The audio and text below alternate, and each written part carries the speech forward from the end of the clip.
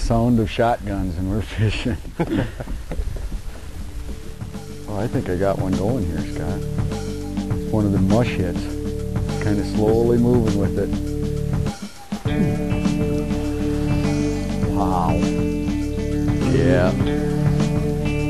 Feels pretty good. It's so hard to tell in this cold water because you're not going to get the acrobatics that you'll get at different times of the year, but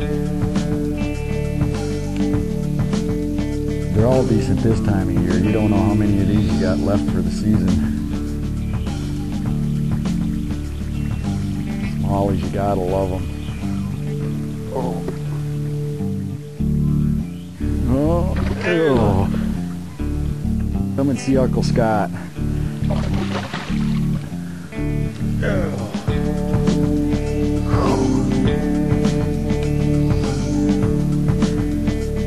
What a way to start the day. Isn't that a beautiful fish? Not a giant, just a really nice smallmouth anywhere you fish. And man, for the end of the season, guy can get into some of those. It doesn't get any better than that. Okay, big girl. See you next year. Great way to start the day. We'll catch a bunch more of those.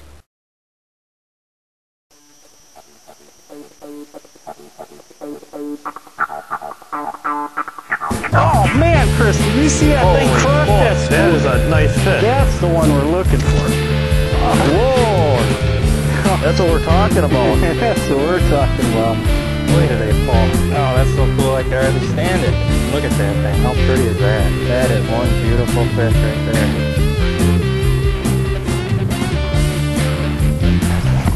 You got him that time. Boy, did he just smoke it too. There we go. All right. Get him, get him, get him, get him. Look at that. Wow. Look at that. That is a big. Oh, I just watched that one go down. Boy, it really shot down too. Wow, look at that one. There we go. I will take a fish like that any day.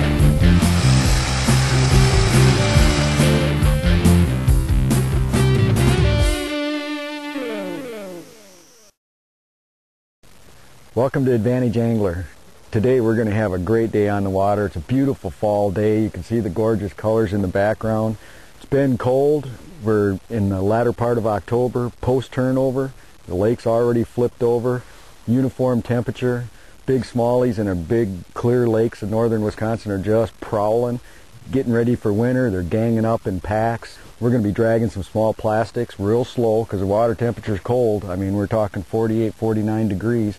They can't move real fast, but it doesn't mean they're not hungry. What are the kind of things today, Cary, that we're going to try and key on, like depths? What kind of structure? What are we looking for to get these smallies? Well, what happens is the water starts to cool and these fish start thinking about that long, cold winter as they start pushing up on real steep breaks, the steepest breaks in the lake.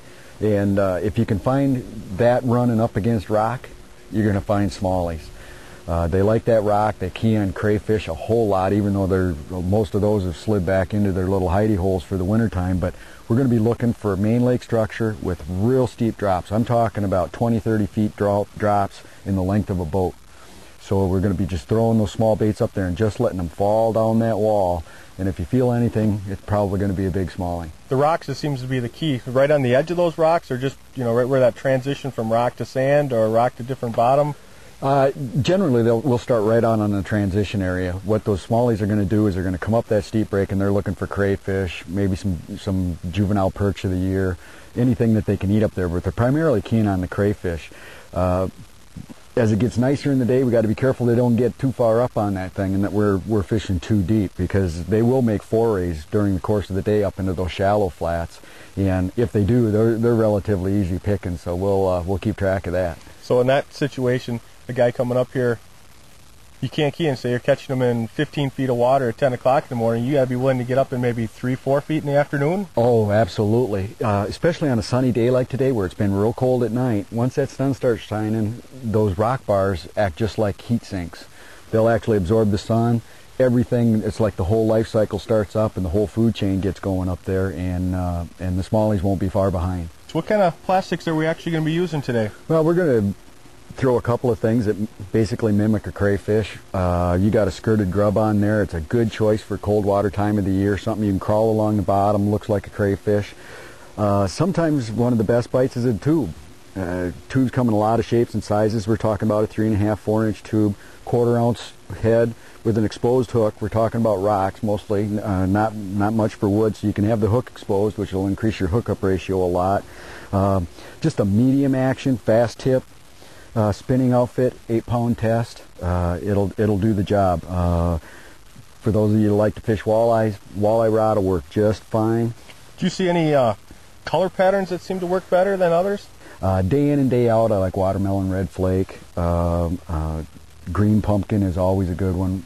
Any of the watermelon kind of hues. Most of that stuff will take these smallies. Whoa. Oh, jeez. Light line lake fall action. You gotta love it for these big smallies. Look at that thing. Yep. Oh, man.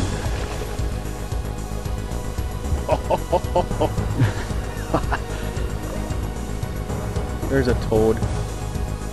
It is. Built for power. You gonna grab him there for me, Scotty? Yep.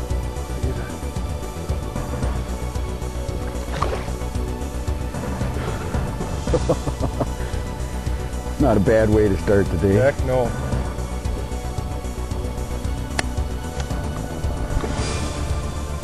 Look at the girth on this animal. That's something. Big old square tail. Gotta love them, man. That's a big smallie anywhere in the world. Yeah, absolutely. Wow, what a fish. Great way to start the day.